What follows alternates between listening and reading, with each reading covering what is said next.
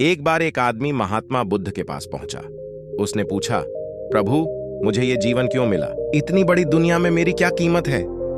बुद्ध मुस्कुराए और उस आदमी को एक चमकीला पत्थर देते हुए बोले कि जाओ, पहले इसका मूल्य पता करके आओ, लेकिन इसे बेचना मत, केवल मूल्य पता करना। वो आदमी सबसे पहले उस पत्थर को लेकर एक आम वाले के पास गया और उसे पत्थर दिखाते हुए बोला, इसकी कीमत क्या होगी? आम वाला पत्थर को देखते ही समझ गया कि ये कोई बेशकीमती पत्थर लगता है। फिर भी वह बनावटी आवाज में बोला कि मैं इसके बदले में 10 आम दे सकता हूं। आदमी वहां से चला गया और एक सब्जी वाले के पास पहुंचा। उसने कहा कि मैं इसके बदले एक बोरी आलू दे सकता हूं। अब उस आदमी को यह मालूम पड़ चुका था कि ये पत्थर वाकई में कीमती है, और फिर वो उसे लेकर एक हीरे के व्यापारी के पास पहुंचा। व्यापारी पत्थर को देखकर अचंभित रह गया। उसने कहा कि मैं तुम्हें इसके बदले 10 लाख रुपए दे सकता हूं। आदमी महात्मा बुद्ध के पास जाने के लिए निकल ही रहा था कि व्यापारी ने आवाज लगाई कि मैं तुम्हें इसके बदले में 50 लाख रुपए देने को भी तैयार हूं। लेकिन आदमी नहीं रुका।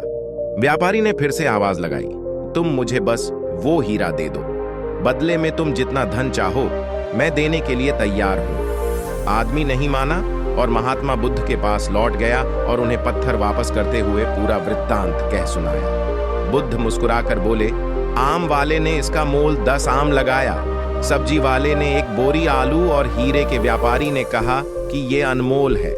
इस पत्थर के गुण जिसने जितने समझे उसने उतने मोल लगाए। ऐसा ही ये जीवन है।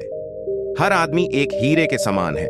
दुनिया उसके गुणों को जितना पहचान पाती है उतनी ही महत्व उसे देती है। लेकिन आदमी और हीरे में फर्क ये है कि हीरे का कोई दूसरा ही मोल लगता है और आदमी को अपने आप को, खुद को पहचानना पड़ता है। तुम भी अपने भीतर के गुणों को पहचानो, तुम्हें पहचानने वाला भी कोई ना कोई मिल ही जाएगा। जो तुम कर सकते हो वो कोई भी नहीं कर सकता।